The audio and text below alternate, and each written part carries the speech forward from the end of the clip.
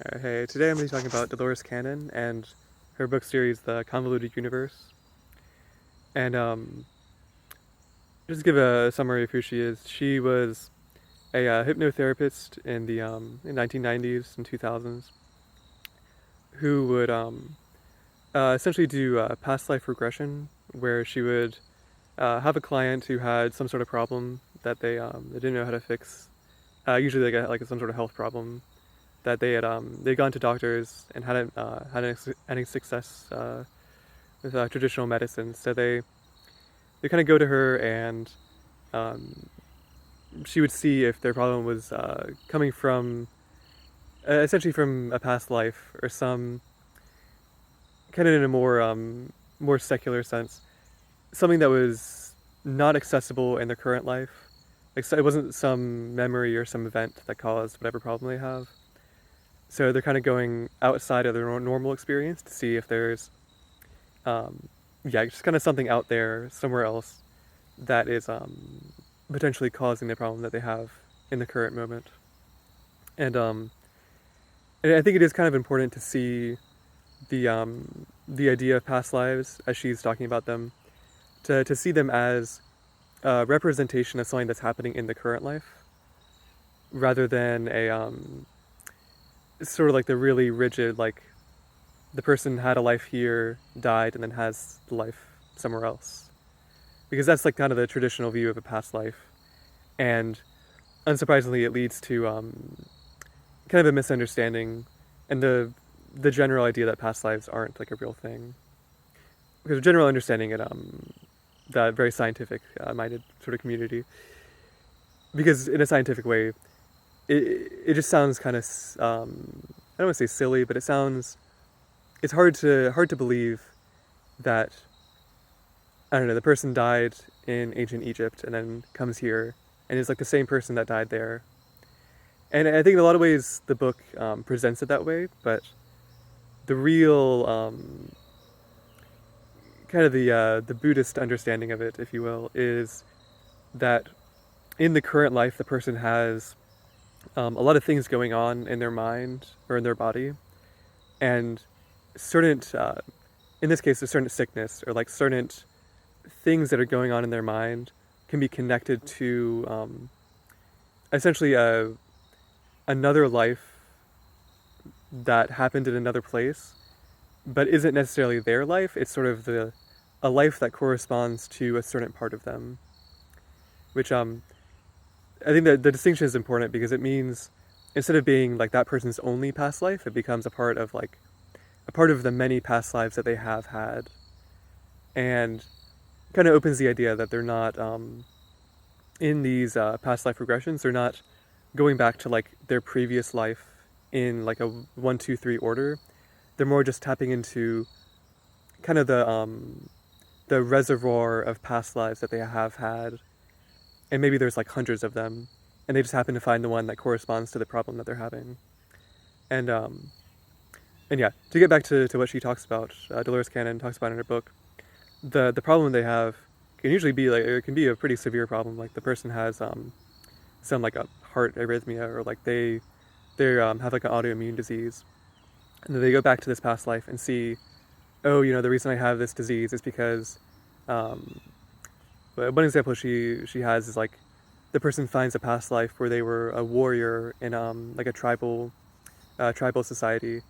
and they were fed this food that kept them, was it like it kind of poisoned them but made them really strong. And so in this life they can't digest things very well, or like they always have some like autoimmune issue going on or something. And the really the power of this technique is that she would do this regression with the person, and they would find like the reason for their current sickness, and afterwards it would completely go away. And I think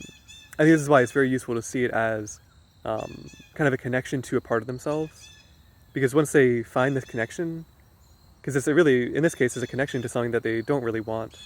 Like it's a past life where they were harmed, and this harm led to a current problem. So once they found this connection, they can kind of sever it and return to just living in this life and not being burdened by the things in the past. And and yeah, of course, this ties into the Buddhism, which I suppose I haven't really talked about on this channel very much, but just the very basic concept that the past lives are a source of karma and a source of things that need to be worked through and figured out in this life, and um, and yeah, that's yeah. So basically, yeah, what I've outlined so far is kind of the therapeutic use of this as as a technique for tapping into some problem and using that kind of the past life as a representation of the problem, which can then be solved through the addressing of whatever happened in that life. But a lot of the book is, or like most of the bulk of the series is about kind of an extension of this, where she uses the past lives as a essentially a vehicle to explore well, a lot of different things, I think, but most of what I've seen so far is kind of the like ancient, the like alternate ancient histories, like things about the gods of ancient Egypt, or about she talks a lot about Atlantis, which is obviously like one of the common myths that was that Atlantis was a city that like sunk into the ocean, but we're not sure if it's real or not. And yeah, through her past life regression stuff, she finds people who talk about living in Atlantis and how they misused magic and it caused them to caused a huge flood to happen, which completely destroyed the city. And I don't know, that is just like a I don't know.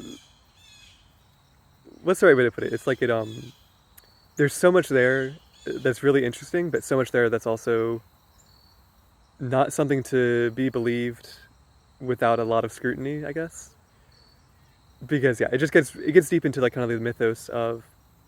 or like the mythology of current society,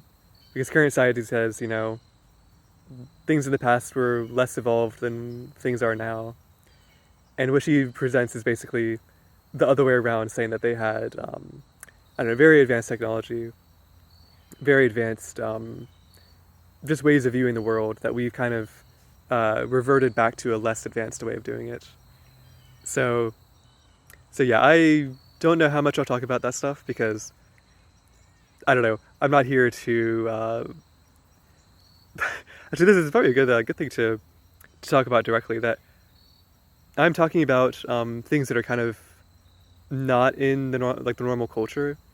but I definitely am not here to reject normal culture things. Because yeah, I could sit here and say nobody really knows the truth. Atlantis is real, and they're spreading misinformation. I'm not going to talk about that stuff because it's just so combative and so it's just destructive to what we have. And really, what I'm doing here is using what we have as a society who, a society that's based on scientific belief structures and stuff, and really using those as a starting point to further our knowledge using the wisdom from these different sources, rather than kind of trying to break things down and start from scratch. I'm kind of building on what we already have and hopefully bringing us as in like a society or something. Whatever small society is formed through listening to my videos, kind of bringing the just the understanding of the world to a point where we're more integrated with kind of the wisdom of the past and the knowledge. I don't say the knowledge, but like the we're integrated with the sources of information that people are gradually discovering through these kind of these spiritual practices and yeah, just ways of tapping into like deeper parts of our consciousness. And yeah, this is yeah, just one of the many ways that it can be done is to understand these this sort of past life, the ways that people can access different parts of themselves through past life regression and through I guess in a way accessing these kind of alternate alternate views of history, which yeah, I'm not gonna try and make too much sense of that, but yeah, man, it's hard to stay on topic. I feel like I just kind of like meandering through what I'm saying in these videos, but yeah, hopefully I gave a good summary of what Dolores Cannon's talking about and why, basically why I'm interested in it, because it gives um it gives a pretty interesting template for both understanding what people mean by past lives and for also actually being able to access them yourself, because she's doing it in the context of hypnotherapy, but hypnosis is really just like a kind of a lower form of meditation in a lot of ways. Lower is maybe not the right word, but meditation is kind of like a more it kind of hypnosis without the awareness loss. It's like a more aware state of being that also allows you to tap into yeah, tap into whatever it is that people tap into. Um, but yeah, that's about it. I'll continue this topic in the future. But yeah, for now, thanks for watching. See you around.